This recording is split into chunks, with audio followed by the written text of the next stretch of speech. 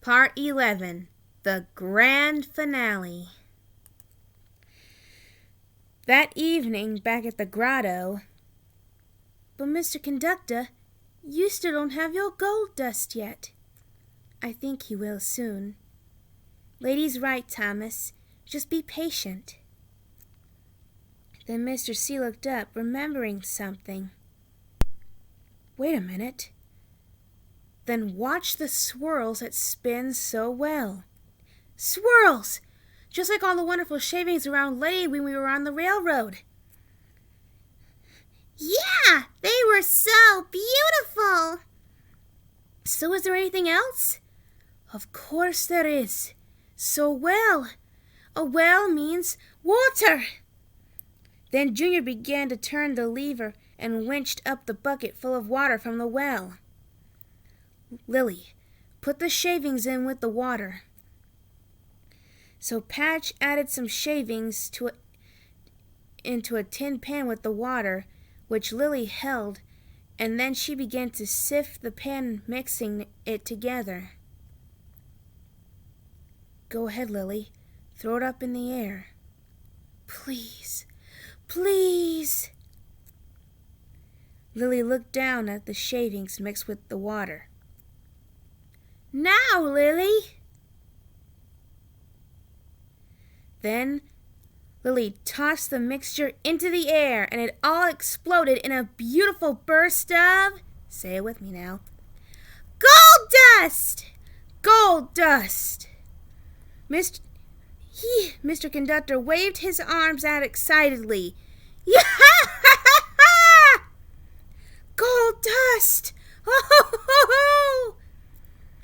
And soon both Mr. C and Junior's whistles began to fill up with magical gold dust as they ran around, happily catching every bit of it. Wow! So sparkly! So beautiful! So magical! Then the 3 Cutie Mark Crusaders once again checked their flanks, but still not a single cutie mark appeared. Aww. Oh, now what's the matter, girls? I thought you'd be very happy that the clue has been solved and Mr. Conductor and Junior got their sparkle back. We are very happy. It's just, but if big mystery solving isn't our special talent, then what are we even good for? Well, let me tell you this, girls.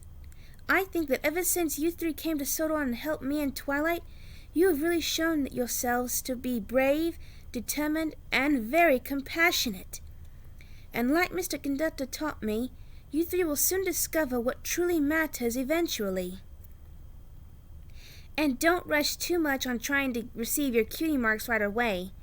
Just keep on spending time together as very good friends, just like me and Thomas here.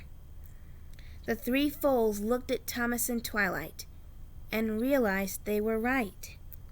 You know, you're right, Thomas and Twilight. Yeah, and being on this journey was an awesome adventure, but very dangerous too. However, thanks to you, Thomas, this is truly something we won't ever forget. And so the 3 little fillies all hopped onto Thomas's buffer beam and each hugged him on his face. Oh, thank you, girls. I'm glad you enjoyed it. And Thomas, I'm so proud of you for everything that you did for me, the CMC, Mr. Conductor, Lady, and everyone else.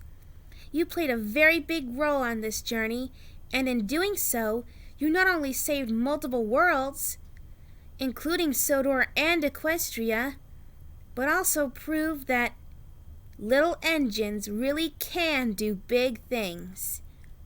And that's why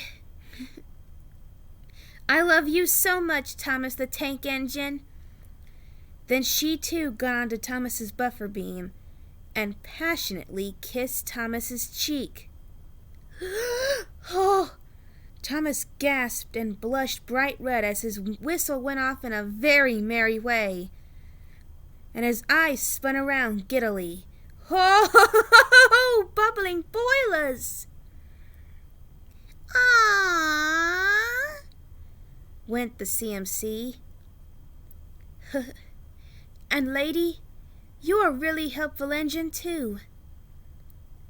And helping each other brings to life the magic in all of us. So true, lady, so true. If Princess Celestia were here, she would definitely like you. Both engines and ponies all smiled happily together as good friends.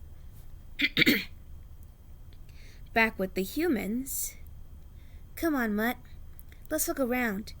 And so he and Mutt went off to explore more.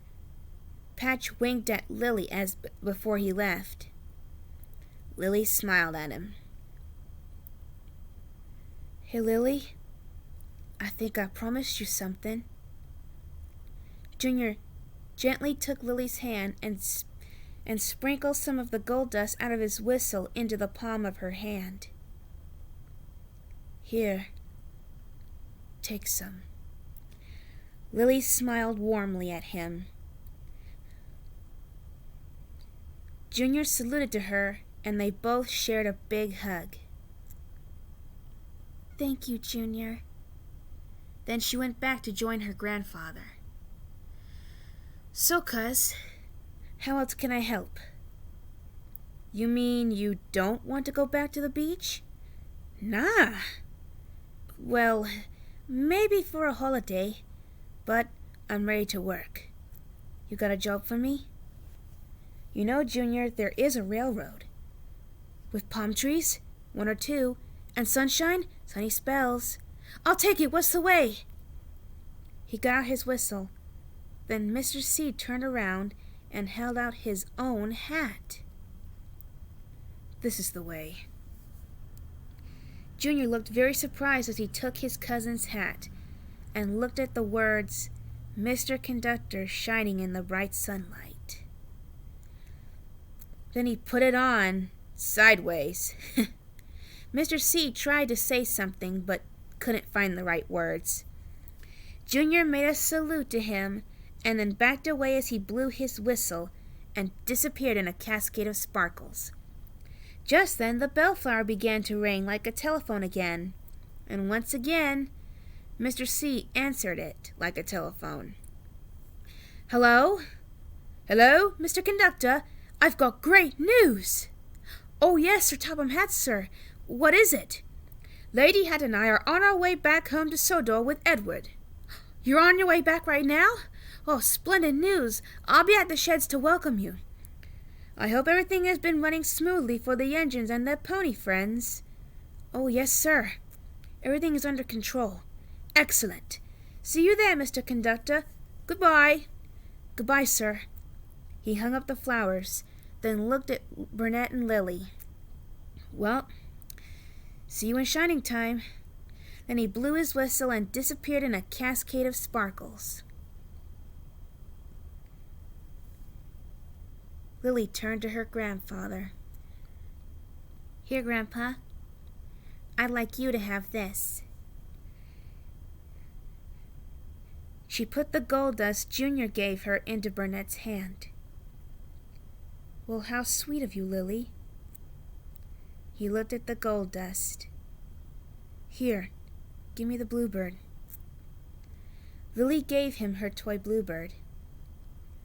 I think we should share it.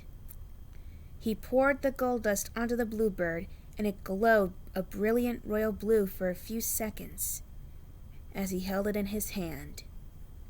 The bluebird in his hand.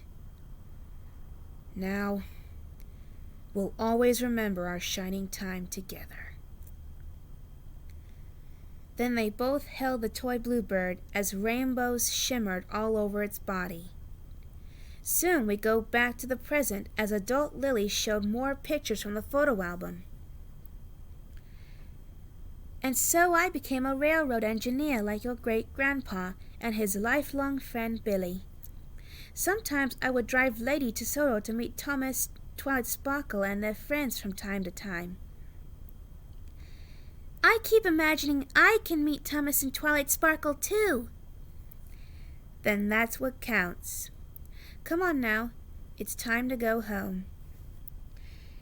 And they all got up just as Adult Patch was coming up the hill with his horse, and soon the whole family went back down the hill together, as we can see one golden sparkle shimmering at shining time, just as an instrumental of This Is Your Shining Time began to play. In a field near Shining Time Station, boys were playing baseball. We see two women and their two daughters walking together through the town. Then we see two children playing Ring Around the Rosie at the station as the rainbow sun passes by. And the inside of the station was once again bustling with customers. And Stacy gave a ticket to one of the passengers in a very cheerful mood. Have a great time. Finally, we see Mr. Conductor sparkling into a flower basket and sprinkling flower food into it. Then he stopped when he heard something inside of it. He reached inside and pulled out a pink ice cream cone. Ah! He began to lick it. We then cut back to Sodor with Thomas puffing home into the sunset with twilight. And so, we've come to the happy end of our story. And it's time for all of us to go home now. Just like Thomas and Twilight Sparkle. Thomas blew his whistle for one last time before he and Twilight were out of sight. The end. In loving memory of David Mitten, Russell Means, Doug Lennox, Peter Fonda, and our dear narrator, Michael Angelus. May their souls all rest in peace.